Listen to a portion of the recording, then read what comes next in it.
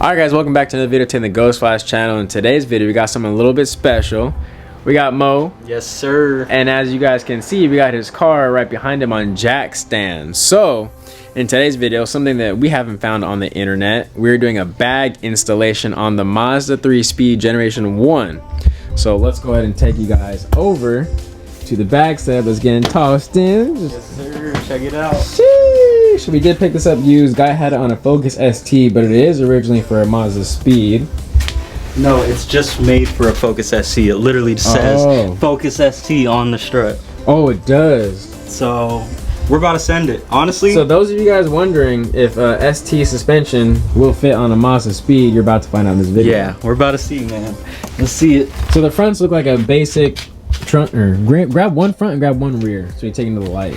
Yeah, we're starting this outside at night because that's Friday night. So we're bringing it into the garage. So this is essentially what the front strut will look like. All for mounting brackets for the sway bar and the sway bar, everything should be a direct bolt-in application according to the guy we got them off of and according to his friends. Right. You want to shout them out too? Plug them. Right there. Plug Isaac or what? Shout out to Isaac. Yeah.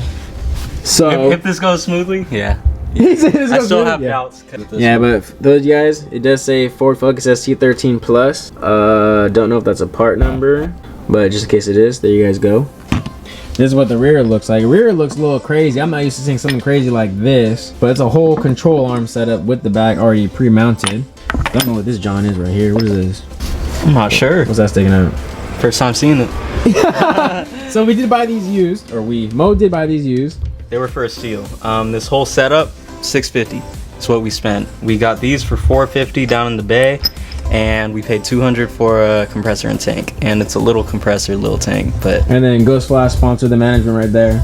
Yeah, that took off the Miata. And can't forget $60 on airline. We're running 1/4. So this is how you guys will bag a Mazdaspeed on a budget, for those of you guys wondering, or just any car in general. Right. For those of you guys do wondering, you don't always have to go with an airlift management if you guys don't got that bougie money. You can do switches and a gauge just like this. And in this video, we're gonna show you guys how that is done, so you guys can bag your car for under $1,000. So yeah, we're gonna get into it. We're gonna pull the front struts out first, or one of the front struts, to put one of the front struts in to make sure the wheel clears the bag. And one of the rears. Because those of you guys wondering, some of you guys will install bags at your house and not check wheel clearance, and you will go on your first drive and your wheel will rub away on your bellow and you will blow your bag. At Whitley, if you're watching this video. Mo is gonna take out the suspension. I'm pretty sure there's suspension videos on YouTube about how to take out front suspension, so we're not gonna go in that deep about how to remove everything, but we're gonna go pretty deep with how everything gets installed, how we do this trunk setup, how we run all the lines and everything, and then we'll update you guys along the way. So the struts are out, or one of the struts are out, and side-by-side comparison, they seem to be a direct match. According to Mo, he has verified it is going to work. So he is running ISC coilovers already. Best coilovers I've ran on this car. I recommend those 100% if you want to stay coilovers. Bet. You know he's going bags. If you're going coils, recommends these. If you're going bags, go airlift, ladies and gentlemen. You already know. But yeah, so we're gonna go ahead and get this slapped in, and then, oh, he already is getting it slapped in. And then we're going to verify that the wheel does go on and not rub against the bag before we go further, because that'd be highly tragic, because he does definitely not have clearance to be able to run a spacer. So what did you guys when we're ready to put on the wheel? So to give you guys a reference on how I got to here, I basically figured out where I wanted them. By the way, we're mounting it right next to the shift boot, the little switches. So I figured out the middle ground, or middle point, that I wanted them, drilled a hole directly beneath, cut out a small enough square for the needles or air holes to be able to essentially cut it up big enough just for the airline ports to fit through. That way I can mark on the back side exactly how I need to cut it. So I'm gonna now cut it all around on the inside, and theoretically the switch should just drop right in and plug and play. About to find out in a second.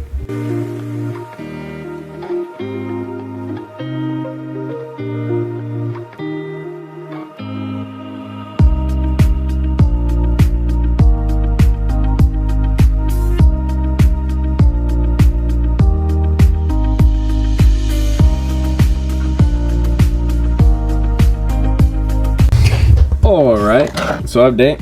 The holes have been made for the switches and they came out great, and the switches do click into place. I did verify that. So now we're gonna move on past that, and we're going to go ahead and move on to the tank setup.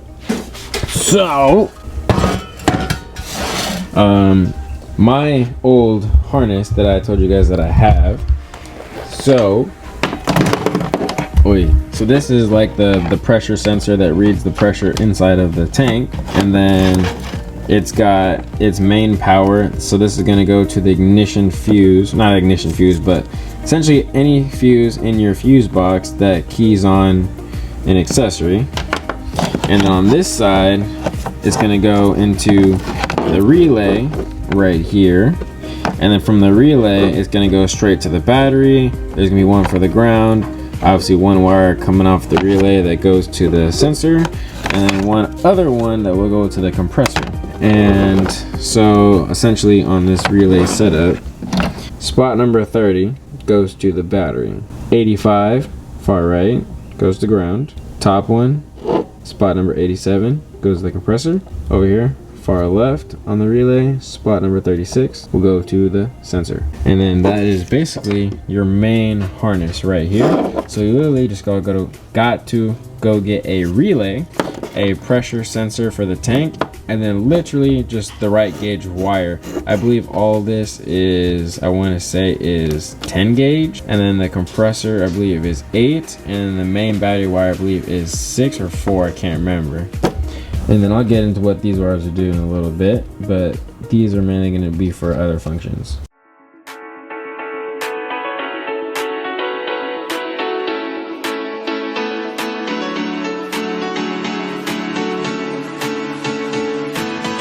Alright guys, it is the next morning. We were back at it. We stopped last night around like what, 1 a.m. I think it was. And I'm gonna show you guys the progress that we have made. So I believe last time I showed you guys that I already had the center console stuff already all cut out, and the switches are done and installed and ready to go. Or not installed, but they are ready to go. I did say that I had extra wiring. The extra wiring is just for the LED light that goes right behind the actual gauge. That way you can obviously see it. So you're just gonna have to ground that, and then obviously do a power source.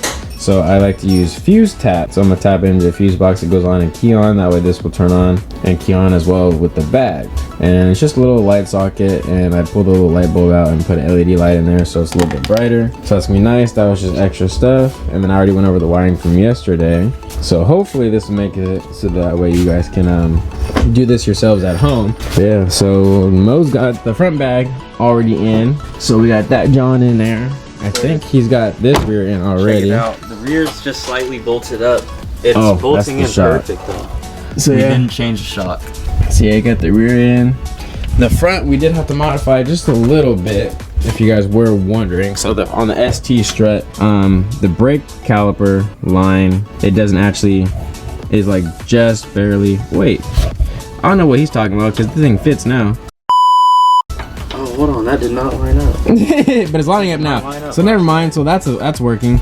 But back here where the bolt goes in the back has like a little hook, The hook was kind of in the way from being able to thread it in, so you either have to bend that out of the way or just shave it. So like this little hook on the back side was a little bit too long on the airlift one for the ST strut, so we did have to modify it just a little bit. Now that we're saying that it was the only modification we had to make for the front, the rears are good to go. They're a direct plug and play, correct? Yes, sir. No modification needed. And now I'm gonna get started on basically wiring and get everything all plumbed into the car, wire it up, make sure it keys on, turns on, everything works, and then we'll start on the trunk setup.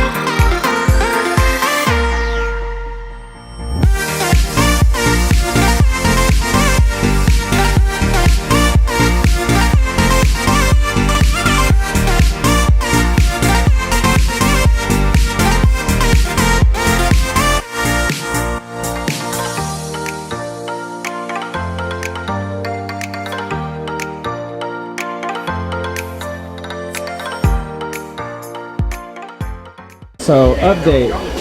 The main piece is officially done. The plexiglass is set into place, and I got the carpet all nicely mounted and labeled underneath, as well as the 3M super glued to the actual piece of wood. So she's sturdy, not going nowhere. Already verified it does fit into the trunk perfectly. We're focusing on the trunk right now, so I'm figuring out a bracket system to be able to make a T bracket. So it's gonna go from that bracket to that bracket. It's gonna be a piece of 1/4" steel, and I'm gonna tee it off with another piece of steel right here, and then rivet net it to the actual frame or body of the car right there, so that'll be perfectly mounted. Gonna have to swap these to where they need to be, that way this thing can sit up, and then mount it right here to the ground, and it'll be all set and good to go. And then we're gonna line the entire trunk with that same carpet.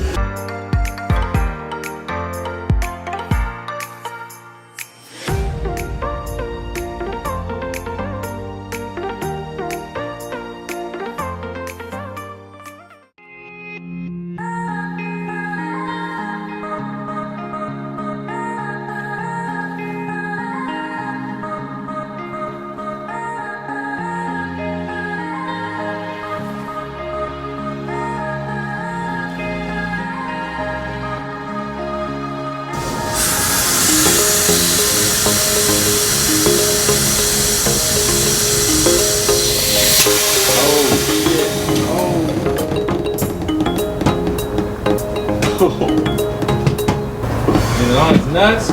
Yeah. The lip is literally on the floor. Is it actually? Yeah.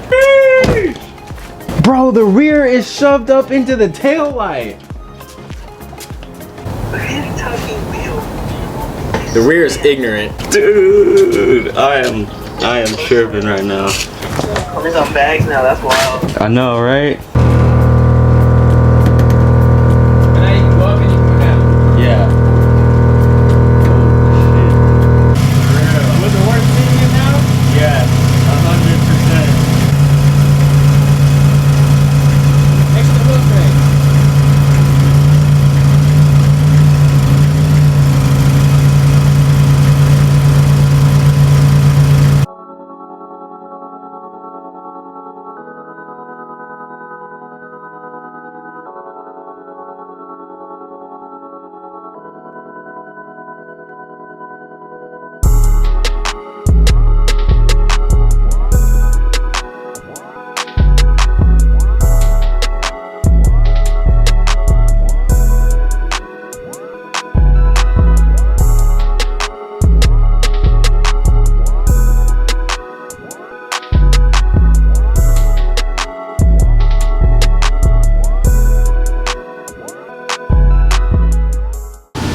Boy, how do you feel, boy? Bro, it rides mint. Bro, when I had your air down the road better, huh? Yeah. It looked way less bouncy. Bruh, it's a light? This is looking stupid. Oh my god. The rear is atrociously low. Dog. Dog. This is kind of nice. I like this look. What I've been telling you, bruh. I've been telling you, bro. Bags is the way to go. Can y'all just, bruh. Alright guys, so I didn't really explain too much because the back setup, as you guys just saw, is now finished. When it comes to the lines for the switches, there's going to be one that says supply and one that says deliver. So you're going to have, sorry, that's my dog. So you're going to have to run 2 of the lines from the front bags to a T fitting, and then run one line from the T to one of the switches. You would run it to, I believe, supply. And then you'll run 2 rear bags to a T, and then run that one from that T to the other switch, and then put that to supply. And then for deliver, you want to run the one line from the tank and then put a T to have 2 lines come off to go to both the front and the rear switch to the deliver port. And then once you have that, you also, oh, one more. Yes, I need one more T, or 2 more T's technically. So for the ones that come off of the bags to the switches, the ones from the bags to the switch, that will be in the supply spot. You also want to tee off from there as well to be able to run to the gauge. run one to the gauge, the front bags to the T, and then from the T to the switch. And then same for the rear. That way you can get the pressures for the front as well as reading pressures for the rear. And then after that's all said and done, and I already showed you guys the wiring portion, we tucked it and loomed it through the entirety of the car. So I'll go in depth maybe in another video about where and how we routed it in his vehicle, but it's pretty much all routed through all the trim inside of the vehicle, and then it's ran through the dash, comes back up where his shifter would be, and then ran into the switches. But yeah, so that's basically how to do a really cheap DIY at-home setup, and the management can be made in-house at home for about $50 or so, buying the 2 switches for like $6-7 a piece off Amazon, buying the gauge for like $10-15, and then like $40 for some line, and then, or not line, $30 for wiring, and then the relay. So the harness, buying it yourself and making it yourself will cost you about $50-60, and after this video hopefully be able to make it yourself. If you guys want me to make an entire video on how to make a harness from scratch, loomed and all, comment down below and let me know. Other than that, if you guys enjoyed today's video on bagging the Mazdaspeed 3, go ahead and let me know in the comments as well, and I'll catch you guys in the next Close Flash video.